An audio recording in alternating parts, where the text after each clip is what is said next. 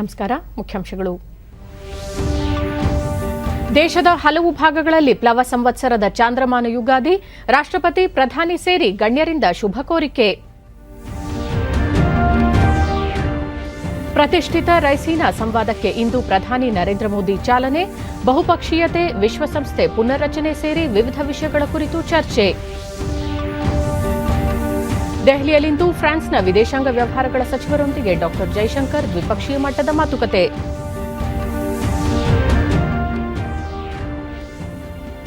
ದೇಶಾದ್ಯಂತ ಕೋವಿಡ್ ಲಸಿಕೆ ವಿತರಣೆ ಹೆಚ್ಚಳ, ಇದುವರೆಗೆ 10,85,00,000ಕ್ಕೂ ಅಧಿಕ ಮಂದಿಗೆ ಲಸಿಕೆ, ಆರೋಗ್ಯ ಸಚಿವಾಲಯ. ವಾರ್ತೆಗಳ ವಿವರ. ದೇಶದ ವಿವಿಧ ಪ್ರದೇಶಗಳಲ್ಲಿ ಇಂದು ಸಾಂಪ್ರದಾಯಿಕ ಹೊಸ ವರ್ಷ ಯುಗಾದಿ ಹಬ್ಬವನ್ನು ಆಚರಿಸಲಾಗುತ್ತಿದೆ. ವಿವಿಧ ರಾಜ್ಯಗಳಲ್ಲಿ ವಿವಿಧ ಹೆಸರುಗಳಿಂದ ಕರೆಯಲ್ಪಡುವ ಈ ಹಬ್ಬ ಬಹುತೇಕರಿಗೆ ನೂತನ ವರ್ಷ. ಕರ್ನಾಟಕದಲ್ಲಿ ಯುಗಾದಿ ಎಂತಲೂ, ಆಂಧ್ರ ಮತ್ತು ತೆಲಂಗಾಣದಲ್ಲಿ ಉಗಾದಿ, ಮಹಾರಾಷ್ಟ್ರದಲ್ಲಿ ಗುಡಿ ಪಡ್ವಾ, ತಮಿಳುನಾಡಿನಲ್ಲಿ ಪುತಾಂದು, ಕೇರಳದಲ್ಲಿ ವಿಶು, ಪಂಜಾಬ್ನಲ್ಲಿ ವೈಸಾಖಿ, ಒಡಿಶಾದಲ್ಲಿ ಪನಾ ಸಂಕ್ರಾಂತಿ, ಪಶ್ಚಿಮ ಬಂಗಾಳದಲ್ಲಿ ಪೋಯ್ಲಾ ಬೊಯಿಶಾಖ್, ಅಸ್ಸಾಂನಲ್ಲಿ ಬೋಹಾಗ್ ಬಿಹು ಎಂದು ಕರೆಯಲ್ಪಡಲಾಗುತ್ತದೆ. ಕೋವಿಡ್ ಹೆಚ್ಚಳ ಹಿನ್ನೆಲೆಯಲ್ಲಿ ಈ ಬಾರಿ ಯುಗಾದಿ ಹಬ್ಬವನ್ನು ಎಲ್ಲೆಡೆ ಸರಳವಾಗಿ ಆಚರಿಸಲಾಗುತ್ತಿದೆ. ಯುಗಾದಿ ಹಬ್ಬದ ಅಂಗವಾಗಿ ರಾಷ್ಟ್ರಪತಿ ರಾಮನಾಥ್ ಕೋವಿಂದ್, ಉಪರಾಷ್ಟ್ರಪತಿ ವೆಂಕಯ್ಯ ನಾಯ್ಡು ಹಾಗೂ ಪ್ರಧಾನಿ ನರೇಂದ್ರ ಮೋದಿ ದೇಶದ ಜನತೆಗೆ ಶುಭಾಶಯ ಕೋರಿದ್ದಾರೆ.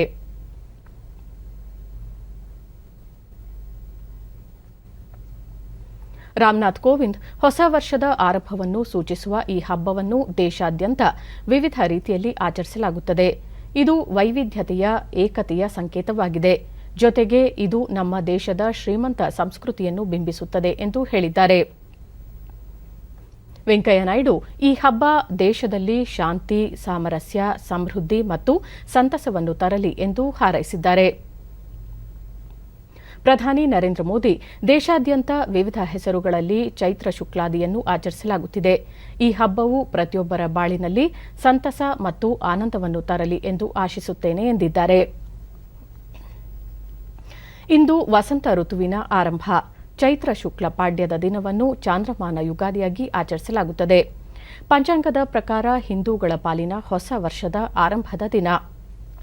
ಹೊಂಗನಸುಗಳಿಗೆ ಶ್ರೀಕಾರದ ಮುದ್ರೆ ಒತ್ತುವ ಈ ದಿನ ಹೊಸ ಬಟ್ಟೆ ತೊಟ್ಟು ಎಲ್ಲೆಲ್ಲೂ ಸಡಗರದಿಂದ ಸಂಭ್ರಮಿಸುವ ದಿನ.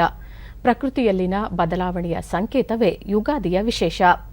ಬೆಳಗಿನ ಎಣ್ಣೆ ಸ್ನಾನ, ದೇವರಿಗೆ ಪೂಜೆ, ಮುಸ್ಸಂಜೆ ಬಾನಂಗಳದಲ್ಲಿ ಗೋಚರಿಸುವ ಚಂದ್ರನನ್ನು ಕಣ್ತುಂಬಿಕೊಂಡು ಆತನಿಗೊಂದು ವಿಶೇಷ ಪೂಜೆ ಮಾಡುವ ಜೊತೆಗೆ ಬೇವು ಬೆಲ್ಲದ ಮಿಶ್ರಣವನ್ನು ಪರಸ್ಪರ ಹಂಚಿಕೊಂಡು ಒಳಿತನ್ನು ಕೋರುವ ಶುಭ ದಿನವಿದು.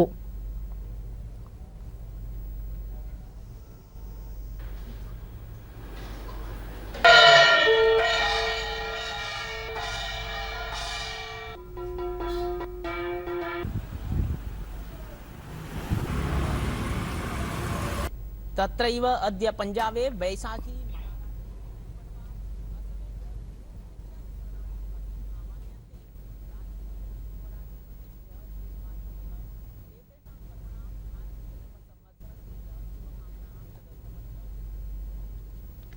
ಹಬ್ಬದ ಅಂಗವಾಗಿ ರಾಷ್ಟ್ರಪತಿ ರಾಮನಾಥ್ ಕೋವಿಂದ್, ಮುಖ್ಯಮಂತ್ರಿ ಬಿಎಸ್ ಯಡಿಯೂರಪ್ಪ ಸೇರಿದಂತೆ ಹಲವು ಗಣ್ಯರು ನಾಡಿನ ಜನತೆಗೆ ಶುಭ ಕೋರಿದ್ದಾರೆ.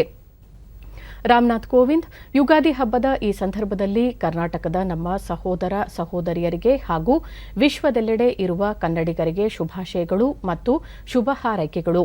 ಈ ಶುಭ ಸಂದರ್ಭ ಎಲ್ಲರಿಗೂ ಒಳ್ಳೆಯ ಆರೋಗ್ಯ, ನೆಮ್ಮದಿ ಹಾಗೂ ಸಮೃದ್ಧತೆಯನ್ನು ತರಲಿ ಎಂದು ಆಶಿಸಿದ್ದಾರೆ. ಮುಖ್ಯಮಂತ್ರಿ ಬಿಎಸ್ ಯಡಿಯೂರಪ್ಪ, ನೂತನ ಪ್ಲವ ಸಂವತ್ಸರವು ಎಲ್ಲರ ಬಾಳಿನಲ್ಲಿ ಆರೋಗ್ಯ, ಸುಖ, ಸಮೃದ್ಧಿ, ಯಶಸ್ಸನ್ನು ಹೊತ್ತು ತರಲಿ. ಸಾಂಕ್ರಾಮಿಕ ರೋಗದ ಪಿಡುಗು ನಾಡಿನಿಂದ ತೊಲಗಲಿ. ನಾವು ಸುರಕ್ಷಿತವಾಗಿದ್ದು ಇತರರು ಸುರಕ್ಷಿತವಾಗಿರುವಂತೆ ಎಲ್ಲ ಮುನ್ನೆಚ್ಚರಿಕೆ ವಹಿಸಿ ಹಬ್ಬ ಆಚರಿಸೋಣ ಎಂದು ತಮ್ಮ ಟ್ವೀಟ್ ಸಂದೇಶದಲ್ಲಿ ತಿಳಿಸಿದ್ದಾರೆ.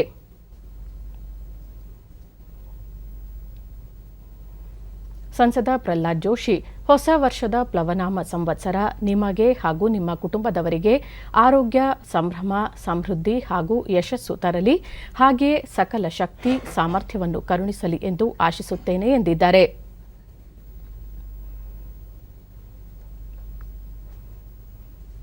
ಸಚಿವ ಶ್ರೀರಾಮುಲು, ಹೊಸ ವರ್ಷದಲ್ಲಿ ಎಲ್ಲರ ಕಷ್ಟಗಳು ದೂರವಾಗಿ ಶಾಂತಿ, ಸಂತೋಷ, ಸಮೃದ್ಧಿ ನೆಲೆಸಲಿ ಎಂದು ಪ್ರಾರ್ಥಿಸುತ್ತೇನೆ ಎಂದಿದ್ದಾರೆ.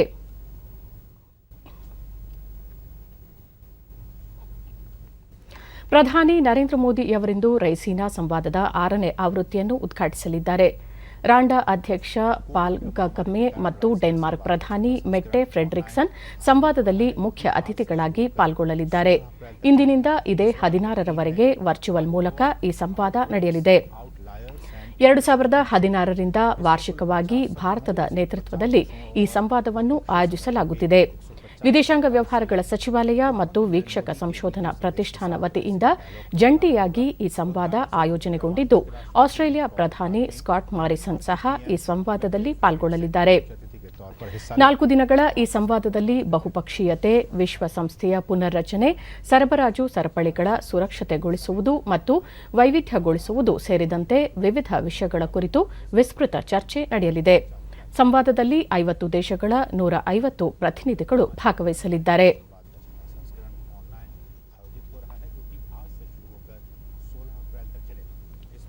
ಫ್ರಾನ್ಸ್ನ ವಿದೇಶಾಂಗ ವ್ಯವಹಾರಗಳ ಸಚಿವ ಜೀನ್ ವೆಸ್ ಲಿ ಡ್ರಿಯಾನ್ ಅವರು 5 ದಿನಗಳ ಭಾರತ ಭೇಟಿಗಾಗಿ ನಿನ್ನೆ ರಾತ್ರಿ ದೆಹಲಿಗೆ ಆಗಮಿಸಿದ್ದಾರೆ. ಈ ಭೇಟಿಯ ವೇಳೆ ಡ್ರಿಯಾನ್ ಅವರು ಭಾರತದ ವಿದೇಶಾಂಗ ವ್ಯವಹಾರಗಳ ಸಚಿವ ಡಾ ಎಸ್ ಜೈಶಂಕರ್ ಅವರೊಂದಿಗೆ ದ್ವಿಪಕ್ಷೀಯ, ಪ್ರಾದೇಶಿಕ ಮತ್ತು ಪರಸ್ಪರ ಹಿತಾಸಕ್ತಿಯ ಅಂತಾರಾಷ್ಟೀಯ ವಿಚಾರಗಳ ಕುರಿತು ಮಾತುಕತೆ ನಡೆಸಲಿದ್ದಾರೆ. ಇಂದು ಸಂಜೆ ಡ್ರಿಯಾನ್ ಅವರು ಪ್ರಧಾನಿ ನರೇಂದ್ರ ಮೋದಿ ಅವರನ್ನು ಸಹ ಭೇಟಿಯಾಗಲಿದ್ದಾರೆ. ಪರಿಸರ, ಅರಣ್ಯ ಮತ್ತು ಹವಾಮಾನ ಬದಲಾವಣೆ ಸಚಿವ ಪ್ರಕಾಶ್ ಜಾವಡೇಕರ್ ಅವರನ್ನು ಭೇಟಿ ಮಾಡಿ ಚರ್ಚಿಸಲಿದ್ದಾರೆ ಹಾಗೂ ರೈಸೀನಾ ಮಾತುಕತೆಯಲ್ಲೂ ಭಾಗಿಯಾಗಲಿದ್ದಾರೆ. 1998ರಿಂದ ಭಾರತ ಮತ್ತು ಫ್ರಾನ್ಸ್ ವ್ಯೂಹಾತ್ಮಕ ಪಾಲುದಾರಿಕೆಯನ್ನು ಹೊಂದಿವೆ. ಫ್ರಾನ್ಸ್ ವಿದೇಶಾಂಗ ಸಚಿವರ ಈ ಭೇಟಿ ಕೋವಿಡೋತ್ತರ ಯುಗದಲ್ಲಿ ವಾಣಿಜ್ಯ, ರಕ್ಷಣೆ, ಹವಾಮಾನ, ವಲಸೆ, ಶಿಕ್ಷಣ ಮತ್ತು ಆರೋಗ್ಯ ಕ್ಷೇತ್ರದ ಪಾಲುದಾರಿಕೆಯನ್ನು ಬಲಪಡಿಸಲಿದೆ. ರಾಜ್ಯದಲ್ಲಿ ಕೊರೋನಾ ಸೋಂಕು ಗಣನೀಯವಾಗಿ ಏರಿಕೆಯಾಗುತ್ತಿರುವ ಹಿನ್ನೆಲೆಯಲ್ಲಿ ಅದರ ತಡೆಗೆ ಈಗಾಗಲೇ ಬಿಗಿ ಕ್ರಮ ಕೈಗೊಳ್ಳಲಾಗಿದೆ. ಸೋಂಕು ಹೆಚ್ಚಳವಾಗಿರುವ ಜಿಲ್ಲೆಗಳಲ್ಲಿ ಕೊರೋನಾ ಕರ್ಫ್ಯೂ ಜಾರಿ ಮಾಡಿದ್ದು, ಅಗತ್ಯ ಸಂದರ್ಭ ಎದುರಾದರೆ ರಾಜ್ಯಾದ್ಯಂತ ವಿಸ್ತರಿಸಲಾಗುವುದು ಎಂದು ಮುಖ್ಯಮಂತ್ರಿ ಬಿಎಸ್ ಯಡಿಯೂರಪ್ಪ ಬೀದರ್ನಲ್ಲಿ ನಿನ್ನೆ ತಿಳಿಸಿದ್ದಾರೆ. ಸೋಂಕು ಹೆಚ್ಚಳವಾಗುತ್ತಿರುವ ಹಿನ್ನೆಲೆಯಲ್ಲಿ ಪಕ್ಷಭೇದ ಮರೆತು ಇದರ ನಿಗ್ರಹಕ್ಕೆ ಎಲ್ಲರೂ ಸಹಕಾರ ನೀಡಬೇಕಿದೆ. ಸೋಂಕು ಪತ್ತೆಗೆ ಹೆಚ್ಚಿನ ಪರೀಕ್ಷೆ ನಡೆಸುತ್ತಿಲ್ಲ ಎನ್ನುವ ಕಾಂಗ್ರೆಸ್ ನಾಯಕರ ಹೇಳಿಕೆಗೆ ಯಾವುದೇ ಪ್ರತಿಕ್ರಿಯೆ ನೀಡುವುದಿಲ್ಲ ಎಂದರು. ಸಹಕರಿಸಿದ್ರೆ ಕಂಟ್ರೋಲ್ ಮಾಡೋಕ್ಕೆ ಸಾಧ್ಯ ಇದೆ. ಇನ್ನೊಂದು ವಾರ ಕಾದು ನೋಡ್ತೇವೆ. ಇದು ಕಂಟ್ರೋಲ್ಗೆ ಬರದೇ ಇದ್ರೆ ಕರ್ಫ್ಯೂ ಹಾಕೋದು, ಮತ್ತೊಂದು ಮಗದೊಂದು, ಎಲ್ಲೆಲ್ಲಿ ಏನೇನು ಮಾಡಬೇಕು ಅನ್ನೋದನ್ನು ನಾವು ಲಕ್ಷಾಂತರ ಜನರಿಗೆ ಪ್ರತಿನಿತ್ಯ ಟೆಸ್ಟ್ ಮಾಡ್ತಾ ಇದ್ದೇವೆ. ಪ್ರಧಾನಿಯವರೇ ನಾವು ಮಾಡ್ತಿರೋ ಕೆಲಸದ ಬಗ್ಗೆ ತಮ್ಮ ಅಪ್ರಿಷಿಯೇಷನ್ ಮಾಡಿದ್ದಾರೆ. ಟೀಕೆ ಟಿಪ್ಪಣಿಗಳು ಸಹಜವಾಗಿರುವಂಥದ್ದು. ಆದರೆ ಕರೋನಾ ತಡಿಬೇಕು, ಪಕ್ಷ ಭೇದ ಮರೆತು ನಾವೆಲ್ಲ ಒಟ್ಟಾಗಿ ಸೇರಿ ಇದನ್ನು ತಡೆಯೋದಕ್ಕೆ ಎಲ್ಲ ಪ್ರಯತ್ನ ಮಾಡೋಣ, ಉಪಯೋಗ ಮಾಡಿಕೊಡ್ಬೇಕು ಅಂತ ನಾನು ಕೈ ಜೋಡಿಸಿ ಪ್ರಾರ್ಥನೆ. ಸದ್ಯಕ್ಕೆ ಅದು ಯಾವುದೂ ಇಲ್ಲ ರೀ, ಲಾಕ್ಡೌನ್ ಮಾಡೋ ಸದ್ಯಕ್ಕಿಲ್ಲ. ಇನ್ನೊಂದು ವಾರದಲ್ಲಿ ಎಲ್ಲ ಕಂಟ್ರೋಲ್ ಬರುತ್ತೆ ಅನ್ನೋ ವಿಶ್ವಾಸ ಇಟ್ಕೊಂಡಿದ್ದೇನೆ. ನೋಡೋಣ. ಸಾರಿಗೆ ಸಿಬ್ಬಂದಿ ಬಸ್ಗಳನ್ನು ಓಡಾಟ ಮಾಡಬೇಕು. ಸಾರಿಗೆ ನೌಕರರ ಮುಷ್ಕರದಿಂದಾಗಿ ಜನಸಾಮಾನ್ಯರಿಗೆ ತೊಂದರೆಯಾಗುತ್ತಿದೆ. ಮುಷ್ಕರ ಕೈಬಿಟ್ಟು ಕೆಲಸಕ್ಕೆ ಹಾಜರಾಗಿ ಎಂದು ಮತ್ತೊಮ್ಮೆ ಮನವಿ ಮಾಡುವುದಾಗಿ ತಿಳಿಸಿದರು. ಕೆಲಸಕ್ಕೆ ಹಾಜರಾಗುವಂತೆ ನೌಕರರಿಗೆ ನೋಟಿಸ್ ನೀಡಿದ್ದು, ಅದನ್ನು ಉಲ್ಲಂಘಿಸಿದವರ ವಿರುದ್ಧ ಈಗಾಗಲೇ ಕ್ರಮ ಕೈಗೊಳ್ಳಲಾಗಿದೆ.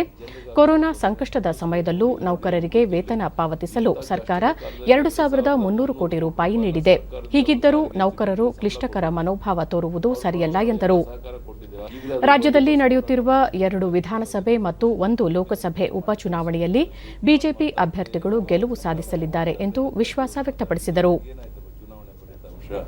15 ವಿಧಾನಸಭೆಯಲ್ಲಿ 13 ನಾವು ಗೆದ್ದು, 28 ಲೋಕಸಭಾ ಕ್ಷೇತ್ರದಲ್ಲಿ 25 ಗೆದ್ದು, ಕಾಂಗ್ರೆಸ್ ಗೆದ್ದಿರೋದು ಒಂದೇ ಒಂದು ಸೀಟು. ಇಷ್ಟೆಲ್ಲ ಆದ್ಮೇಲೂ ಸಹ ಇದೇ ಮಾತನ್ನು ಅವ್ರು ಆಡ್ತಾರೆ ಅಂತ ಹೇಳಿದ್ರೆ ಅವ್ರಿಗೆ ಎಷ್ಟು ಮಟ್ಟಿಗೆ ಸರಿ ಅಂತ ಅವರೇ ತಮ್ಮ ಪ್ರಶ್ನೆ ಹಾಕ್ಕೋಬೇಕು. ಈ ಫಲಿತಾಂಶ ಬಂದ ಮೇಲೆ ಅವ್ರಿಗೆ ಗೊತ್ತಾಗುತ್ತೆ. 2 ವಿಧಾನಸಭಾ ಕ್ಷೇತ್ರ, ಲೋಕಸಭಾ ಕ್ಷೇತ್ರ ಸೋತ ಮೇಲೆ ಅವರು ಮನೆ. ರಾಜ್ಯದಲ್ಲಿ ಕೊರೋನಾ ಸೋಂಕು ಹೆಚ್ಚಳವಾಗುತ್ತಿರುವ ಹಿನ್ನೆಲೆಯಲ್ಲಿ ಖಾಸಗಿ ಆಸ್ಪತ್ರೆ ಮತ್ತು ನರ್ಸಿಂಗ್ ಹೋಂ ಸಂಘಟನೆಗಳೊಂದಿಗೆ ಆರೋಗ್ಯ ಮತ್ತು ವೈದ್ಯಕೀಯ ಶಿಕ್ಷಣ ಸಚಿವ ಡಾ ಕೆ ಸುಧಾಕರ್ ಬೆಂಗಳೂರಿನಲ್ಲಿ ನಿನ್ನೆ ವಿಡಿಯೋ ಸಂವಾದ ನಡೆಸಿದರು. ಈ ವೇಳೆ ಅವರು ಕಳೆದ ಬಾರಿ ಖಾಸಗಿ ಆಸ್ಪತ್ರೆಗಳಲ್ಲಿ 50% ಹಾಸಿಗೆಗಳನ್ನು ಕೋವಿಡ್ ರೋಗಿಗಳಿಗೆ ಮೀಸಲಿಡಲಾಗಿತ್ತು. ಈಗ ಅದೇ ರೀತಿ ಹಾಸಿಗೆ ಮೀಸಲಿಡುವಂತೆ ಸೂಚನೆ ನೀಡಲಾಗಿದೆ ಎಂದರು. ಕೋವಿಡ್ ಅಲ್ಲದ ರೋಗಿಗಳಿಗೆ ದಾಖಲಾತಿ ಅವಶ್ಯಕತೆ ಇಲ್ಲದಿದ್ದಲ್ಲಿ ಅಂತಹ ರೋಗಿಗಳಿಗೆ ಮನವಿ ಮಾಡಿ ಆಸ್ಪತ್ರೆಯಿಂದ ಬಿಡುಗಡೆ ಮಾಡಬೇಕು. ಖಾಲಿಯಾಗುವ ಹಾಸಿಗೆಗಳನ್ನು ಕೋವಿಡ್ ರೋಗಿಗಳಿಗೆ ಮೀಸಲಿಡುವಂತೆ ಸೂಚಿಸಿರುವುದಾಗಿ ತಿಳಿಸಿದರು. ಒಂದು ವಾರದೊಳಗೆ 50% ಹಾಸಿಗೆಗಳನ್ನು ಕೋವಿಡ್ ರೋಗಿಗಳಿಗೆ ಮೀಸಲಿಡಲಾಗುವುದು ಎಂದು ಖಾಸಗಿ ಆಸ್ಪತ್ರೆಗಳು ಭರವಸೆ ನೀಡಿವೆ. ಅಲ್ಪ ರೋಗ ಲಕ್ಷಣ ಮತ್ತು ಲಕ್ಷಣರಹಿತ ರೋಗಿಗಳಿಗೆ ಹೋಟೆಲ್ಗಳು ಕೋವಿಡ್ ಕೇರ್ ಸೆಂಟರ್ಗಳಲ್ಲಿ ವ್ಯವಸ್ಥೆ ಮಾಡುವಂತೆಯೂ ಸೂಚಿಸಲಾಗಿದೆ ಎಂದರು. ರೆಮ್ಡೆಸಿವಿರ್ ಔಷಧಿ ತಯಾರಿಕೆ ಪೂರೈಕೆಯನ್ನು ಕಂಪನಿಗಳು ಸ್ಥಗಿತಗೊಳಿಸಿವೆ. ರಾಜ್ಯಕ್ಕೆ ಇದರ ಅಗತ್ಯವಿದ್ದು ಕೆಲ ಖಾಸಗಿ ಆಸ್ಪತ್ರೆಗಳಲ್ಲಿ ಔಷಧಿ ಲಭ್ಯವಾಗದಿರುವ ಹಿನ್ನೆಲೆಯಲ್ಲಿ ಔಷಧ ನಿಯಂತ್ರಕರೊಂದಿಗೆ ಚರ್ಚಿಸಿ ನಿರ್ದಿಷ್ಟ ದರದಲ್ಲಿ ಆಸ್ಪತ್ರೆಗಳಿಗೆ ಆಮ್ಲಜನಕ ಜನರೇಟರ್ ಪೂರೈಕೆ ಮಾಡಲು ಕ್ರಮ ಕೈಗೊಳ್ಳಲಾಗುವುದು ಎಂದು ಹೇಳಿದರು. ರಾಜ್ಯ ತಾಂತ್ರಿಕ ಸಲಹಾ ಸಮಿತಿ ಮುಂದಿನ 2 ತಿಂಗಳ ಕಾಲ ಕೊರೋನಾ ಸ್ಥಿತಿಗತಿ ಅಂದಾಜಿಸಿ ಯಾವೆಲ್ಲ ಬಿಗಿ ಕ್ರಮಗಳನ್ನು ಕೈಗೊಳ್ಳಬೇಕು ಎಂದು ಸಲಹೆ ನೀಡಿದೆ. ಹೀಗಾಗಿ ರಾಜ್ಯದಲ್ಲಿ ಲಾಕ್ಡೌನ್ ಮಾಡುವ ಪ್ರಶ್ನೆಯೇ ಎದುರಾಗುವುದಿಲ್ಲ ಎಂದು ಸ್ಪಷ್ಟಪಡಿಸಿದರು. ದೇಶದಲ್ಲಿ ಕಳೆದ 24 ಗಂಟೆಗಳಲ್ಲಿ 1,61,736 ಹೊಸ ಕೋವಿಡ್-19 ಪ್ರಕರಣಗಳು ಬೆಳಕಿಗೆ ಬಂದಿವೆ. 168 ಮಂದಿ ಚೇತರಿಸಿಕೊಂಡಿದ್ದು 879 ಮಂದಿ ಮೃತಪಟ್ಟಿದ್ದಾರೆ. ಇದರೊಂದಿಗೆ ದೇಶದಲ್ಲಿ ಒಟ್ಟು ಸೋಂಕಿತರ ಸಂಖ್ಯೆ 1,36,89,453ಕ್ಕೆ ಏರಿಕೆಯಾಗಿದೆ ಎಂದು ಕೇಂದ್ರ ಆರೋಗ್ಯ ಸಚಿವಾಲಯ ತಿಳಿಸಿದೆ. ಇದುವರೆಗೆ 1,22,53,697 ಮಂದಿ ಗುಣಮುಖರಾಗುವುದರೊಂದಿಗೆ ಚೇತರಿಕೆಯ ಪ್ರಮಾಣ 89.51ಕ್ಕೆ ಏರಿಕೆಯಾಗಿದೆ. ಒಟ್ಟು 12,64,698 ಸಕ್ರಿಯ ಪ್ರಕರಣಗಳಿದ್ದು 9.24ರಷ್ಟಿದೆ. ಇದುವರೆಗೆ 1,71,058 ಮಂದಿ ಮೃತಪಟ್ಟಿದ್ದು ಈ ಪ್ರಮಾಣ 1.25ರಷ್ಟಿದೆ. ಇದುವರೆಗೆ 10,85,33,085 ಮಂದಿಗೆ ಲಸಿಕೆ ನೀಡಲಾಗಿದೆ ಎಂದು ಕೇಂದ್ರ ಆರೋಗ್ಯ ಸಚಿವಾಲಯ ತಿಳಿಸಿದೆ. ದೇಶದಲ್ಲಿ ಕೊರೋನಾ ಸೋಂಕಿತರ ಪರೀಕ್ಷಾ ಸಾಮರ್ಥ್ಯದಲ್ಲಿ ಹೆಚ್ಚಳ ಮಾಡಲಾಗಿದೆ. ಇದುವರೆಗೆ 25,92,07,108 ಮಂದಿಗೆ ಪರೀಕ್ಷೆ ನಡೆಸಲಾಗಿದೆ ಎಂದು ಭಾರತೀಯ ವೈದ್ಯಕೀಯ ಸಂಶೋಧನಾ ಸಂಸ್ಥೆ ಐಸಿಎಂಆರ್ ತಿಳಿಸಿದೆ. ಸರ್ಕಾರಿ ಮತ್ತು ಖಾಸಗಿ ಪ್ರಯೋಗಾಲಯಗಳು ಸೇರಿದಂತೆ ನಿನ್ನೆ ಒಂದೇ ದಿನ 14,122 ಮಾದರಿಗಳ ಪರೀಕ್ಷೆ ನಡೆಸಲಾಗಿದೆ ಎಂದು ಐಸಿಎಂಆರ್ ಹೇಳಿದೆ. ಮಾರಕ ಕೋವಿಡ್-19 ನಿಗ್ರಹಕ್ಕಾಗಿ ರಷ್ಯಾ ಅಭಿವೃದ್ಧಿಪಡಿಸಿ ಭಾರತದಲ್ಲಿ ಡಾಕ್ಟರ್ ರೆಡ್ಡೀಸ್ ಲ್ಯಾಬ್ ಉತ್ಪಾದಿಸಲಿರುವ ಸ್ಪುಟ್ನಿಕ್ ವಿ ಲಸಿಕೆಯ ತುರ್ತು ಬಳಕೆಗೆ ಭಾರತೀಯ ಔಷಧ ಮಹಾನಿರ್ದೇಶನಾಲಯ ಡಿಸಿಜಿಐ ತನ್ನ ಅನುಮತಿ ನೀಡಿದೆ. ನಿನ್ನೆ ವಿಷಯ ತಜ್ಞರ ಸಮಿತಿಯಲ್ಲಿ ನಡೆದ ಚರ್ಚೆಯ ಬಳಿಕ ಭಾರತದ ಔಷಧ ಮಹಾನಿಯಂತ್ರಕರು ಸ್ಪುಟ್ನಿಕ್ ಲಸಿಕೆಯ ತುರ್ತು ಬಳಕೆಗೆ ಅನುಮತಿ ನೀಡಿದರು. ಇದರೊಂದಿಗೆ ದೇಶದ ಜನತೆಗೆ ಪ್ರಸಕ್ತ ಲಭ್ಯವಿರುವ ಭಾರತ್ ಬಯೋಟೆಕ್ನ ಕೋವ್ಯಾಕ್ಸಿನ್ ಮತ್ತು ಸೆರಮ್ನ ಆಕ್ಸ್ಫರ್ಡ್ ಆಸ್ಟ್ರಾಜೆನಿಕಾದ ಕೋವಿಶೀಲ್ಡ್ನೊಂದಿಗೆ ಮತ್ತೊಂದು ಲಸಿಕೆ ಲಭ್ಯವಾದಂತಾಗಿದೆ. ಭಾರತದಲ್ಲಿ ಹೈದರಾಬಾದ್ ಮೂಲದ doctor Reddy's lab Sputnik V ಲಸಿಕೆಯ ಚಿಕಿತ್ಸಾಲಯ ಪ್ರಯೋಗ ನಡೆಸಿತ್ತು. ಏಪ್ರಿಲ್ 1ರಂದು ನಡೆದಿದ್ದ ಸಭೆಯಲ್ಲಿ ಸ್ಪುಟ್ನಿಕ್ ಲಸಿಕೆ ಪಡೆದವರಲ್ಲಿ ಉತ್ಪತ್ತಿಯಾಗುವ ಪ್ರತಿಕಾಯ ಮತ್ತು ಲಸಿಕೆಯ ಸಾಮರ್ಥ್ಯದ ಕುರಿತಂತೆ ಡಿಸಿಜಿಐ ರೆಡ್ಡೀಸ್ ಲ್ಯಾಬ್ನಿಂದ ದತ್ತಾಂಶ ಕೋರಿತು. ಸ್ಪುಟ್ನಿಕ್ ಲಸಿಕೆ ಕೋವಿಡ್ ವಿರುದ್ಧ 91.6% ಪರಿಣಾಮಕಾರಿ ಎಂದು ಸಂಸ್ಥೆ ಹೇಳಿಕೊಂಡಿದೆ. ಈ ಲಸಿಕೆಯ ತುರ್ತು ಬಳಕೆಗೆ ಅನುಮತಿ ಕೋರಿ ಡಾಕ್ಟರ್ ರೆಡ್ಡೀಸ್ ಲ್ಯಾಬ್ ಕಳೆದ ಫೆಬ್ರವರಿಯಲ್ಲಿ ಅರ್ಜಿ ಸಲ್ಲಿಸಿತ್ತು.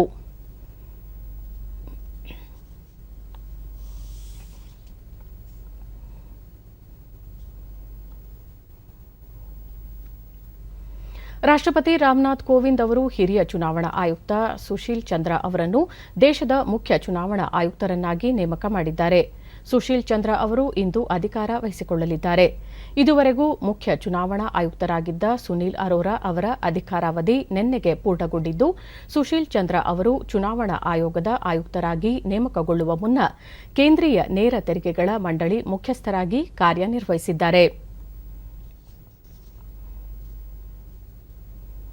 मुख्य निर्वाचन आयुक्त के ಕೋವಿಡ್-19 ಪರಿಸ್ಥಿತಿ ಕುರಿತು ಕೇಂದ್ರಾಡಳಿತ ಪ್ರದೇಶಗಳು ಸೇರಿದಂತೆ ವಿವಿಧ ರಾಜ್ಯಗಳ ರಾಜ್ಯಪಾಲರೊಂದಿಗೆ ಉಪರಾಷ್ಟ್ರಪತಿ ಎಂ ವೆಂಕಯ್ಯನಾಯ್ಡು ಮತ್ತು ಪ್ರಧಾನಿ ನರೇಂದ್ರ ಮೋದಿ ನಾಳೆ ಸಮಾಲೋಚನೆ ನಡೆಸಲಿದ್ದಾರೆ. ಕೋವಿಡ್-19ಕ್ಕೆ ಸಂಬಂಧಿಸಿದಂತೆ ರಾಜ್ಯಪಾಲರುಗಳೊಂದಿಗೆ ನಡೆಸುತ್ತಿರುವ ಮೊದಲ ಸಮಾಲೋಚನೆ ಇದಾಗಿದೆ. ರಾಜ್ಯಗಳ ಮುಖ್ಯಮಂತ್ರಿಗಳೊಂದಿಗೆ ವರ್ಚುವಲ್ ಮೂಲಕ ಸಭೆ ನಡೆಸಿದ ಬೆನ್ನಲ್ಲೇ ಈ ಸಭೆ ನಡೆಯುತ್ತಿದೆ. ವಿವಿಧ ಬೇಡಿಕೆಗಳನ್ನು ಈಡೇರಿಸುವಂತೆ ಒತ್ತಾಯಿಸಿ ರಾಜ್ಯ ರಸ್ತೆ ಸಾರಿಗೆ ನೌಕರರು ನಡೆಸುತ್ತಿರುವ ಮುಷ್ಕರ 7ನೇ ದಿನಕ್ಕೆ ಕಾಲಿಟ್ಟಿದೆ. ಈ ನಡುವೆ ಸಾರ್ವಜನಿಕರ ಅನುಕೂಲಕ್ಕಾಗಿ ನಿನ್ನೆ 4 ವಿಭಾಗಗಳಿಂದ 3,235 ಬಸ್ಗಳ ಸಂಚಾರ ಆರಂಭವಾಗಿದೆ ಎಂದು ರಾಜ್ಯ ರಸ್ತೆ ಸಾರಿಗೆ ಸಂಸ್ಥೆ ತಿಳಿಸಿದೆ.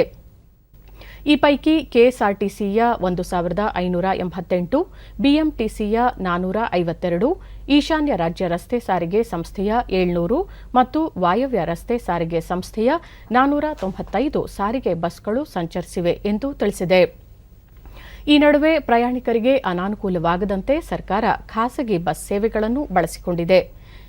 ಈ ನಡುವೆ ಪ್ರತಿಕ್ರಿಯಿಸಿರುವ ಸಾರಿಗೆ ಸಚಿವರೂ ಆಗಿರುವ ಉಪಮುಖ್ಯಮಂತ್ರಿ ಲಕ್ಷ್ಮಣ ಸವದಿ, ಸರ್ಕಾರದ ಮನವಿ ಮೇರೆಗೆ 3,000ಕ್ಕೂ ಅಧಿಕ ಸಿಬ್ಬಂದಿ ಕರ್ತವ್ಯಕ್ಕೆ ಹಾಜರಾಗಿದ್ದಾರೆ. ಅವರಿಗೆ ಧನ್ಯವಾದ ಅರ್ಪಿಸುವುದಾಗಿ ಹೇಳಿದ್ದಾರೆ.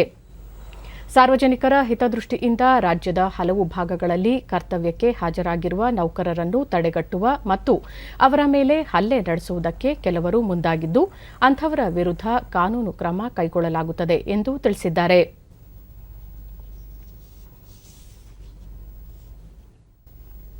ಇದೇ 11ರಿಂದ 14ರವರೆಗೆ ಪ್ರಧಾನಿ ನರೇಂದ್ರ ಮೋದಿ ಅವರು ಕರೆ ನೀಡಿರುವ ಲಸಿಕಾ ಉತ್ಸವಕ್ಕೆ ವ್ಯಾಪಕ ಬೆಂಬಲ ವ್ಯಕ್ತವಾಗಿದೆ.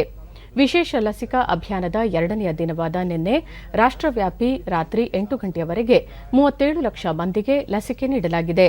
ಹಾಗೆಯೇ ಲಸಿಕೆ ಪಡೆಯಲು ಹೆಸರು ನೋಂದಾಯಿಸಿಕೊಂಡವರ ಸಂಖ್ಯೆಯೂ ಹೆಚ್ಚಳವಾಗಿದೆ. ದೇಶದಲ್ಲಿ ಕೋವಿಡ್ ಲಸಿಕಾ ಕೇಂದ್ರಗಳ ಸಂಖ್ಯೆಯನ್ನು ಸುಮಾರು 45,000ದಿಂದ 71,000ಕ್ಕೆ ಹೆಚ್ಚಿಸಲಾಗಿದೆ. ನಿನ್ನೆ ಒಂದೇ ದಿನ 26,000ಕ್ಕೂ ಹೆಚ್ಚು ಲಸಿಕಾ ಕೇಂದ್ರಗಳಲ್ಲಿ ಲಸಿಕೆ ನೀಡಲಾಗಿದೆ. ಒಟ್ಟಾರೆ ಇದುವರೆಗೆ ದೇಶಾದ್ಯಂತ ಲಸಿಕೆ ಪಡೆದವರ ಸಂಖ್ಯೆ 10,82,92,000 ಗಡಿ ದಾಟಿದೆ. ಕೋವಿಡ್ ಸೋಂಕು ತಡೆಗಟ್ಟುವ ನಿಟ್ಟಿನಲ್ಲಿ ಈ ತಿಂಗಳ 1ರಂದು 45 ವರ್ಷ ಮೇಲ್ಪಟ್ಟವರಿಗೆ ಲಸಿಕೆ ನೀಡಲು ಸೂಚಿಸಲಾಗಿತ್ತು.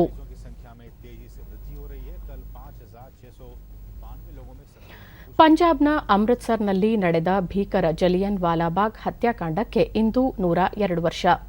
1919ರ ಏಪ್ರಿಲ್ 13ರಂದು ಬ್ರಿಟಿಷರ ದೌರ್ಜನ್ಯದ ವಿರುದ್ಧ ಪ್ರತಿರೋಧ ದಾಖಲಿಸಲು 10,000ಕ್ಕೂ ಅಧಿಕ ಮಂದಿ ಜಲಿಯನ್ ವಾಲಾಬಾಗ್ನಲ್ಲಿ ನೆರೆದಿದ್ದರು. ಪ್ರತಿಭಟನಾ ಸಭೆಯ ನಿಷೇಧದ ನೆಪದಲ್ಲಿ ಬ್ರಿಟಿಷ್ ಸರ್ಕಾರ ನೆರೆದಿದ್ದ ಜನಸ್ತೋಮದ ಮೇಲೆ ಏಕಾಏಕಿ ಗುಂಡಿನ ದಾಳಿ ನಡೆಸಿ ಸಾವಿರಾರು ಸ್ವಾತಂತ್ರ್ಯ ಹೋರಾಟಗಾರರನ್ನು ಹತ್ಯೆಗೈಯಲಾಗಿತ್ತು.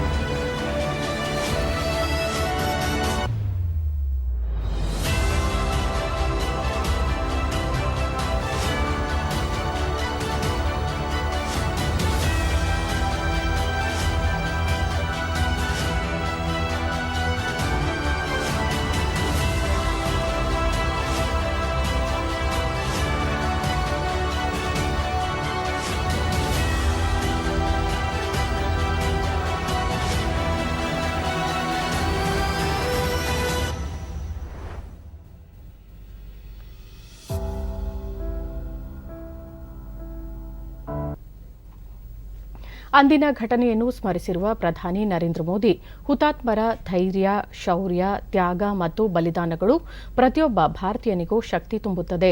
ಹತ್ಯಾಕಾಂಡದಲ್ಲಿ ಹುತಾತ್ಮರಾದ ಪ್ರತಿಯೊಬ್ಬರಿಗೂ ಗೌರವಪೂರ್ಣ ಶ್ರದ್ಧಾಂಜಲಿ ಎಂದು ಟ್ವೀಟ್ ಮಾಡಿದ್ದಾರೆ.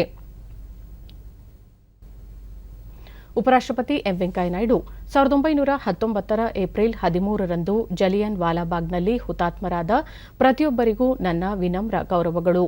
ಹಲವು ವರ್ಷ ಕಳೆದರೂ ಹತ್ಯಾಕಾಂಡ ಉಂಟುಮಾಡಿದ ನೋವು ಪ್ರತಿಯೊಬ್ಬ ಭಾರತೀಯನ ಹೃದಯದಲ್ಲಿ ಉಳಿದುಕೊಂಡಿದೆ ಎಂದು ಟ್ವೀಟ್ ಮಾಡಿದ್ದಾರೆ. ಸಮಾಜ ಕಲ್ಯಾಣ ಸಚಿವ ಬಿಶ್ರೀರಾಮುಲು ಸ್ವಾತಂತ್ರ್ಯ ಹೋರಾಟದಲ್ಲಿ ಜಲಿಯನ್ ವಾಲಾಬಾಗ್ ಹತ್ಯಾಕಾಂಡ ಕರಾಳ ನೆನಪಾಗಿದೆ.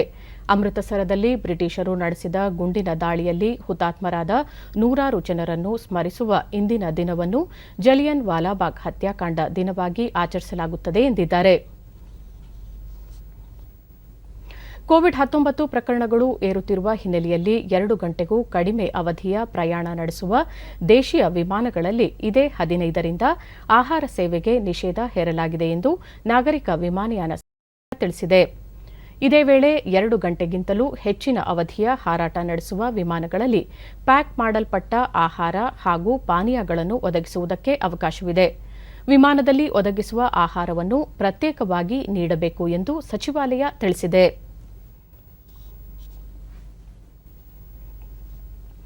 ಪ್ರಸಿದ್ಧ ಯಾತ್ರಾ ಕ್ಷೇತ್ರ ಅಮರನಾಥ ಯಾತ್ರೆಯ ಪ್ರಸಕ್ತ ವರ್ಷದ ಆನ್ಲೈನ್ ನೋಂದಣಿ ಪ್ರಕ್ರಿಯೆ ಇದೇ 15ರಿಂದ ಪಂಜಾಬ್ ನ್ಯಾಷನಲ್ ಬ್ಯಾಂಕ್, ಜಮ್ಮು ಮತ್ತು ಕಾಶ್ಮೀರ ಬ್ಯಾಂಕ್ ಹಾಗೂ ಯೆಸ್ ಬ್ಯಾಂಕ್ನ ಆಯ್ದ ಶಾಖೆಗಳಲ್ಲಿ ಆರಂಭವಾಗಲಿದೆ. ಬಲ್ತಾಲ್ ಮತ್ತು ಚಂದನ್ವಾರಿ ಮಾರ್ಗಗಳಿಗೆ ಏಕಕಾಲದಲ್ಲಿ ನೋಂದಣಿ ಪ್ರಾರಂಭವಾಗಲಿದೆ. ಈ ವರ್ಷ ಯಾತ್ರೆ ಕೈಗೊಳ್ಳಲು ಬಯಸುವ ಯಾತ್ರಾರ್ಥಿಗಳು ನಿಗದಿಪಡಿಸಿದ ಬ್ಯಾಂಕ್ ಶಾಖೆಗಳ ಮೂಲಕ ತಮ್ಮ ಹೆಸರನ್ನು ನೋಂದಾಯಿಸಿಕೊಳ್ಳಬಹುದು ಎಂದು ಅಮರನಾಥ ದೇಗುಲ ಮಂಡಳಿ ತಿಳಿಸಿದೆ. ಯಾತ್ರೆಯು ಜೂನ್ 28ರಂದು ಪ್ರಾರಂಭವಾಗಿ ಆಗಸ್ಟ್ 22ರಂದು ಮುಕ್ತಾಯಗೊಳ್ಳಲಿದೆ. ಜಿಲ್ಲೆಯಲ್ಲಿ ಹೆಚ್ಚುತ್ತಿರುವ ಕೊರೋನಾ ಸೋಂಕು ಪ್ರಕರಣಗಳ ನಿಯಂತ್ರಣಕ್ಕಾಗಿ ಕೋಲಾರ ಜಿಲ್ಲಾಡಳಿತ ವಿದ್ಯಾರ್ಥಿ ನಿಲಯಗಳಲ್ಲಿ ಸಿಬ್ಬಂದಿಗೆ ಲಸಿಕೆ ನೀಡುತ್ತಿದ್ದು, ವಿದ್ಯಾರ್ಥಿಗಳಿಗೆ ಕೋವಿಡ್ ಪರೀಕ್ಷೆ ನಡೆಸುತ್ತಿದೆ. ಜಿಲ್ಲೆಯ ಎಲ್ಲಾ ವಿದ್ಯಾರ್ಥಿ ನಿಲಯಗಳು, ಅಂಗಡಿ ಮುಂಗಟ್ಟುಗಳು, ಸಂತೆ ಹಾಗೂ ಇತರ ಜನನಿಬಿಡ ಪ್ರದೇಶಗಳಲ್ಲಿ ಕೋವಿಡ್ ಮಾರ್ಗಸೂಚಿಗಳನ್ನು ಕಡ್ಡಾಯವಾಗಿ ಪಾಲಿಸುವಂತೆ ಜಾಗೃತಿ ಕಾರ್ಯಕ್ರಮಗಳನ್ನು ಆಯೋಜಿಸಲಾಗುತ್ತಿದೆ. ಡಿಡಿ ನ್ಯೂಸ್ನೊಂದಿಗೆ ವಿದ್ಯಾರ್ಥಿ ಆದರ್ಶ್, ವಿದ್ಯಾರ್ಥಿ ನಿಲಯದಲ್ಲಿ ಬೇರೆ ಬೇರೆ ಜಿಲ್ಲೆಗಳಿಂದ ಆಗಮಿಸಿರುವ ಸಹಪಾಠಿಗಳು ಇರುವ ಕಾರಣ ಕೋವಿಡ್-19 ಪರೀಕ್ಷೆ ನಡೆಸುತ್ತಿರುವುದು ಅಭಿನಂದನಾರ್ಹ ಎಂದರು. ವಿದ್ಯಾರ್ಥಿ ಮಂಜುನಾಥ್, ಹಾಸ್ಟೆಲ್ನಲ್ಲಿ ಉಳಿದುಕೊಂಡಿರುವ ವಿದ್ಯಾರ್ಥಿಗಳ ಆರೋಗ್ಯದ ದೃಷ್ಟಿಯಿಂದ ಕೊರೋನಾ ಪರೀಕ್ಷೆ ನಡೆಸಲಾಗುತ್ತಿದೆ. ಇದರಿಂದ ಸೋಂಕು ಪ್ರಸರಣವನ್ನು ತಡೆಯಲು ಸಹಕಾರಿಯಾಗಲಿದೆ ಎಂದು ಅಭಿಪ್ರಾಯಪಟ್ಟರು. ನಮಗೆಲ್ಲ ಮುನ್ನೆಚ್ಚರಿಕೆ ಕ್ರಮಗಳೆಲ್ಲ ಕೊಟ್ಟರೆ ಒಳ್ಳೆಯದು ಅಂದ್ಕೊಂಡು, ಜ್ವರ ಏನು ಬರದೇ ಇದ್ರೆ ಒಳ್ಳೇದು ಅನ್ಕೊಂಡು ನಾವು ಭಾವಿಸ್ತಾ ಇದ್ರಿ. ಇದೇ ತರ ಎಲ್ಲಾರು ಕೋವಿಡ್ ಟೆಸ್ಟ್ ಮಾಡಿಸ್ಕೋಬೇಕು ಅಂತ ಭಾವಿಸ್ತಾ ಇದ್ರಿ. ವಿದ್ಯಾರ್ಥಿ ನಿಲಯದ ಸಿಬ್ಬಂದಿ ಮಂಜುನಾಥ್, ಸದ್ಯ ವಿದ್ಯಾರ್ಥಿ ನಿಲಯದಲ್ಲಿ ಹಲವು ವಿದ್ಯಾರ್ಥಿಗಳು ಪರೀಕ್ಷಾ ಕಾರಣದಿಂದ ತಂಗಿದ್ದು, ಮುಂಜಾಗ್ರತಾ ಕ್ರಮವಾಗಿ ಕೋವಿಡ್-19 ಪರೀಕ್ಷೆಗೆ ಒಳಪಡಿಸಲಾಗಿದೆ ಎಂದು ತಿಳಿಸಿದರು. ಜಿಲ್ಲಾ ಪಂಚಾಯತ್ ಮುಖ್ಯ ಕಾರ್ಯನಿರ್ವಹಣಾಧಿಕಾರಿ ಎಂಎನ್ ನಾಗರಾಜ್, ಕೋಲಾರ ಜಿಲ್ಲೆಯಲ್ಲಿ ಕೊರೋನಾ ಪ್ರಕರಣಗಳು ಹೆಚ್ಚಾಗುತ್ತಿರುವ ಹಿನ್ನೆಲೆಯಲ್ಲಿ ಜನನಿಬಿಡ ಪ್ರದೇಶಗಳು ಸೇರಿದಂತೆ ಹಲವೆಡೆ ಸೋಂಕು ಪರೀಕ್ಷೆಯನ್ನು ನಡೆಸಲಾಗುತ್ತಿದೆ. ಜನರಲ್ಲಿ ಅರಿವು ಮೂಡಿಸುವ ಸಲುವಾಗಿ ವಿವಿಧ ಕಾರ್ಯಕ್ರಮಗಳನ್ನು ಆಯೋಜಿಸಲಾಗುತ್ತಿದೆ ಎಂದು ತಿಳಿಸಿದರು. ಕರುನಾಡು ಕಲೆಗಳ ಬೀಡು. ಶಿಲ್ಪಕಲೆಯೇ ಇರಲಿ, ಕಾಷ್ಟಕಲೆಯೇ ಇರಲಿ, ಎರಕ ಹೊಯ್ದು ತಯಾರಿಸುವ ವಿಗ್ರಹಗಳ ಕೌಶಲವೇ ಇರಲಿ, ಇಲ್ಲವೇ ಕೃಷ್ಣವರ್ಣದ ಲೋಹ ವಸ್ತುಗಳ ಮೇಲೆ ಬೆಳ್ಳಗೆರೆಯ ಚಿತ್ತಾರ ಮೂಡಿಸಿದ ಬಿದರಿ ಕಲೆಯೇ ಇರಲಿ, ಕರ್ನಾಟಕದ ಕೀರ್ತಿ ಕನ್ಯಾಕುಮಾರಿಯಿಂದ ಕಾಶ್ಮೀರದವರೆಗೆ, ಅಷ್ಟೇ ಏಕೆ ಕಡಲಾಚೆಗೂ ಹಬ್ಬಿದೆ. ಕ್ರಿಸ್ತಶಕ 14ನೇ ಶತಮಾನದಲ್ಲಿ ಬಹುಮನೆ ಸುಲ್ತಾನರ ಕಾಲದ ಬಿದರಿ ಕಲೆ ಕರ್ನಾಟಕದ ಕಿರೀಟ. ಬೀದರ್ ಹೆಸರಿನೊಂದಿಗೆ ಜನಪ್ರಿಯವಾಗಿ ದೇಶ ವಿದೇಶಗಳಲ್ಲೂ ಖ್ಯಾತಿ ಪಡೆದಿದೆ. ಬನ್ನಿ ಈ ಸುಂದರ ಕಲಾ ವೈಭವವನ್ನು ಕಂಡುಬರೋಣ. ಬೀದರ್ ಕೋಟೆ, ಝರಣಿ ನರಸಿಂಹ ಕ್ಷೇತ್ರ, ಗುರುದ್ವಾರ, ದರ್ಗಾ ಒಳಗೊಂಡು ಸರ್ವಧರ್ಮ ಸಮನ್ವಯ ಕ್ಷೇತ್ರ ಎಂದೇ ಖ್ಯಾತವಾದ ಬೀದರ್ ಜಿಲ್ಲೆಯ ಕೇಂದ್ರ ಸ್ಥಾನ ಬೀದರ್ ನಗರ ವಿಶಿಷ್ಟ ಲೋಹದ ಕಲಾಕೃತಿ ತಯಾರಿಕೆಯ ಪ್ರಮುಖ ಕೇಂದ್ರವೂ ಹೌದು. ಕಪ್ಪು ಲೋಹದ ಮೇಲೆ ಬೆಳ್ಳಿ ಗೆರೆಗಳಿಂದ ಅಲಂಕರಣಗೊಂಡ ಈ ಕಲಾಕೃತಿಗಳು ಕಣ್ಮನ ಸೆಳೆಯುತ್ತವೆ, ಅಂಗಳದ ಅಂದವನ್ನ ಹೆಚ್ಚಿಸುತ್ತವೆ, ಮನೆಯ ಶೋಕೇಸ್ಗಳ ಚೆಲುವನ್ನ ನೂರ್ಮಡಿಗೊಳಿಸುತ್ತವೆ. ಹೀಗಾಗಿಯೇ ಈ ಕಲಾತ್ಮಕ ಕರಕುಶಲ ಅಲಂಕಾರಿಕ ವಸ್ತುಗಳು ಭಾರತದಿಂದ ಅತಿ ಹೆಚ್ಚು ರಫ್ತಾಗುವ ಕಲಾಕೃತಿಗಳೆಂಬ ಹೆಗ್ಗಳಿಕೆಗೂ ಪಾತ್ರವಾಗಿವೆ. ಪ್ರತಿ ವರ್ಷ ದೆಹಲಿಯಲ್ಲಿ ನಡೆಯುವ ಗಣರಾಜ್ಯೋತ್ಸವ ಪೆರೇಡ್ನಲ್ಲಿಯೂ ಬಿದಿರಿ ಕಲೆ ತನ್ನ ಛಾಪು ಮೂಡಿಸಿತ್ತು. 2017ರಲ್ಲಿ ಬೃಹದಾಕಾರದ ಬಿದಿರಿ ಕಲೆಯ ನವಿಲು, ಬಿದಿರಿ ಕಲಾಕೃತಿ ರಚನೆಯಲ್ಲಿ ನಿರತರಾದ ಕುಶಲಕರ್ಮಿಯನ್ನೊಳಗೊಂಡ ಸ್ತಬ್ಧ ಚಿತ್ರ ಜನಾಕರ್ಷಣೆಯ ಕೇಂದ್ರಬಿಂದುವಾಗಿತ್ತು. ಬೀದರ್ ನಗರದಲ್ಲಿ ಬಿದಿರಿ ಕಲೆಯ ಕಲಾತ್ಮಕ ಬೃಹತ್ ಹೂಜಿ ಇರುವ ವೃತ್ತವೂ ಇದೆ. ಬಹಳ ಹಿಂದೆ ಕ್ವಾಟೆ ಮಣ್ಣಿನ ಕಲೆ ಎಂದೇ ಖ್ಯಾತವಾಗಿದ್ದ ಈ ಕಲೆ ಭಾರತಕ್ಕೆ ಬಂದಿದ್ದು ಪರ್ಷಿಯಾ ದೇಶದಿಂದ. 500 ವರ್ಷಗಳ ಹಿಂದೆ ಬಹುಮನಿ ಸುಲ್ತಾನರ ಕಾಲದಲ್ಲಿ ಈ ಕಲೆ ಪ್ರಸಿದ್ಧಿಗೆ ಬಂದಿತೆಂದು ಹೇಳಲಾಗುತ್ತದೆ. ಪರ್ಷಿಯಾ ದೇಶದಿಂದ ಬಂದ ಸೂಫಿ ಸಂತ ಖ್ವಾಜಾ ಮೊಹಿದ್ದೀನ್ ಕಿಸ್ತಿ ಅನುಯಾಯಿಗಳು ಈ ಕಲೆಯನ್ನು ಭಾರತದಲ್ಲಿ ಜನಪ್ರಿಯಗೊಳಿಸಿದರು ಎಂದು ತಿಳಿದು ಬಂದಿದೆ. ಗುಲ್ಬರ್ಗಾದ ಬಹುಮನಿಯ ಅಲ್ಲಾವುದ್ದೀನ್ ಸುಲ್ತಾನ್ ತನ್ನ ಅರಮನೆಯನ್ನು ಈ ಕಲೆಯಿಂದ ಅಲಂಕರಿಸಲು ಅಬ್ದುಲ್ಲಾ ಬಿನ್ ಕೈಸರ್ ಎಂಬ ಇರಾಕಿ ಕಲಾವಿದನನ್ನ ಕರೆಸಿಕೊಂಡಿದ್ದ ಎನ್ನುತ್ತದೆ ಇತಿಹಾಸ. ಕೊನೆಗೆ ಈ ಕ್ವಾಟೆ ಮಣ್ಣಿನ ಕಲೆ ನೆಲೆ ಕಂಡಿದ್ದು ಬೀದರ್ನಲ್ಲಿ. ಈ ವಿಶಿಷ್ಟ ಕಲಾಕೃತಿಯ ಸಿದ್ಧತೆಯಲ್ಲಿ 8 ಹಂತಗಳಿವೆ. ಇದೊಂದು ತಾಂತ್ರಿಕತೆ ಮತ್ತು ಸೂಕ್ಷ್ಮ ನೈಪುಣ್ಯತೆಯನ್ನ ಒಳಗೊಂಡ ಕಲೆಯಾಗಿದೆ. ವಿಶೇಷವಾಗಿ ಮುಸ್ಲಿಂ ಅರಸರು ಈ ಕಲೆಯ ಬೆಳವಣಿಗೆಗೆ ಪ್ರೋತ್ಸಾಹ ನೀಡಿದ್ದಾರೆ. ಮುಸ್ಲಿಂ ಬಾಂಧವರು ಮತ್ತು ವೀರಶೈವ ಸಮುದಾಯದವರು ಈ ಕಲೆಯನ್ನು ಬೀದರ್ನಲ್ಲಿ ವಂಶಪಾರಂಪರ್ಯವಾಗಿ ಮುಂದುವರಿಸಿಕೊಂಡು ಬಂದಿದ್ದಾರೆ. ಹೀಗಾಗಿಯೇ ಬಿದಿರಿ ಕಲೆಯಲ್ಲಿ ನಿರ್ಮಿಸಿದ ಜಗಜ್ಯೋತಿ ಬಸವೇಶ್ವರರ ಪುತ್ಥಳಿಗಳು ಇಂದಿಗೂ ಅತ್ಯಂತ ಜನಪ್ರಿಯವಾಗಿವೆ. ಬಿದಿರಿ ಕಲೆಯ ಕಲಾತ್ಮಕ ಕೃತಿಗಳನ್ನು ಕಂಚು ಮತ್ತು ಸತು ಲೋಹಗಳ ಮಿಶ್ರಣದಿಂದ ತಯಾರಿಸಲಾಗುತ್ತದೆ. ಉದ್ದೇಶಿತ ಆಕಾರವನ್ನು ಮೊದಲಿಗೆ ಮಣ್ಣಿನಲ್ಲಿ ಮಾಡಿ ಅಚ್ಚಿಗೆ ಸತು ಮತ್ತು ಕಂಚು ಮಿಶ್ರಿತ ಲೋಹವನ್ನು ಕಾಯಿಸಿ ಎರಕ ಹೊಯ್ದು ತಯಾರಿಸಲಾಗುತ್ತದೆ. ನಂತರ ಅದನ್ನು ಉಜ್ಜಿ ನಯಗೊಳಿಸಿ ಸಣ್ಣ ಉಳಿಯಿಂದ ಚಿತ್ತಾರ ಬಿಡಿಸಿ ಹೊಳಪು ನೀಡಲಾಗುತ್ತದೆ. ಶುದ್ಧ ಬೆಳ್ಳಿಯ ತಂತಿಯನ್ನು ಅಳವಡಿಸುವ ಕಲೆ ನೈಪುಣ್ಯತೆಯನ್ನು ಬಯಸುತ್ತದೆ. ಬೀದರ್ನ ಮಣ್ಣಿನ ಗುಣಪ್ರಭಾವದಿಂದಾಗಿ ಬಿದಿರಿ ಕಲೆಯ ಎರಕ ಹೊಯ್ದ ಕಲಾಕೃತಿಗಳು ಕಪ್ಪುಗಟ್ಟಲು ನೆರವಾಗುತ್ತವೆ ಎನ್ನುತ್ತಾರೆ ಬಿದಿರಿ ಕಲಾವಿದರು. ಇಡೀ ಪ್ರಪಂಚದಲ್ಲಿ ಎಲ್ಲೂ ಈ ಕಲೆಯನ್ನು ಮಾಡಲಿಕ್ಕೆ ಆಗೋದೇ ಇಲ್ಲ. ಯಾಕಂತಂದರೆ ಅಂಥ ವಿಶಿಷ್ಟವಾದಂಥ ಮಣ್ಣಿಂದಲೇ ತಯಾರಾಗುವಂಥ ಈ ಕಲೆಯು ಅದು ಕೇವಲ ನಮ್ಮ ಬೀದರ್ನ ಕೋಟೆಯಲ್ಲಿ ಮಾತ್ರ ಸಿಗುತ್ತದೆ. ಪ್ರಪಂಚದಲ್ಲಿ ಇನ್ನು ಯಾವುದೇ ಮೂಲೆಯಲ್ಲೂ ಈ ಮಣ್ಣನ್ನು ಸಿಗೋದಿಲ್ಲ. ಅದಕ್ಕೋಸ್ಕರ ಇದೊಂದು ವಿಶಿಷ್ಟವಾದ ಮಹತ್ವವನ್ನು ಹೊಂದಿರುತ್ತದೆ. ಬೀದರ್ನಲ್ಲಿ ಅತ್ಯಂತ ಸುಂದರ ಕಲಾಕೃತಿಗಳನ್ನು ತಯಾರಿಸಿ ವಿದೇಶಗಳಿಗೆ ರಫ್ತು ಮಾಡುವವರು ಇದ್ದಾರೆ. ತಮ್ಮ ಕೈಚಳಕದಿಂದ ಅಪರೂಪದ ಕಲಾಕೃತಿ ರಚಿಸಿ ರಾಷ್ಟ್ರಮಟ್ಟದ ರಾಜ್ಯ ಮಟ್ಟದ ಪ್ರಶಸ್ತಿಗೆ ಪಾತ್ರರಾದ ಕರಕುಶಲ ಕರ್ಮಿಗಳು ಇದ್ದಾರೆ. इस बिदरी में हमारे 2 जनरेशन्स है. हमारे दादाजी यही काम करते थे, हमारे पिताजी यही काम करते हैं.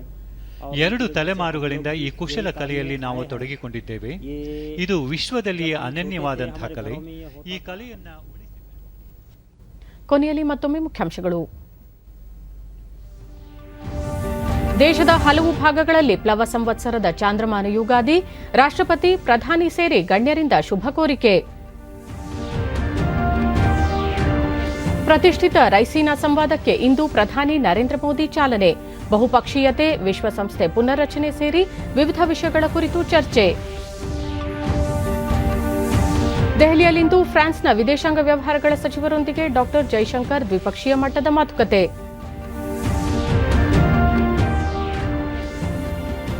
ದೇಶಾದ್ಯಂತ ಕೋವಿಡ್ ಲಸಿಕೆ ವಿತರಣೆ ಹೆಚ್ಚಳ, ಇದುವರೆಗೆ 10,85,00,000ಕ್ಕೂ ಅಧಿಕ ಮಂದಿಗೆ ಲಸಿಕೆ, ಆರೋಗ್ಯ ಸಚಿವಾಲಯ. ನಮ್ಮ ವಾರ್ತಾ ಪ್ರಸಾರವನ್ನು ನೀವು ಡಿಡಿ ಚಂದನ ನ್ಯೂಸ್ ಯೂಟ್ಯೂಬ್ ಚಾನೆಲ್ನಲ್ಲೂ ವೀಕ್ಷಿಸಬಹುದು. ವೀಕ್ಷಕರೇ, ಈಗ ನಾನು ಸ್ಟುಡಿಯೋದಿಂದ ತೆರಳುತ್ತಿರುವ ಕಾರಣ ಮಾಸ್ಕ್ ಧರಿಸುತ್ತಿದ್ದೇನೆ.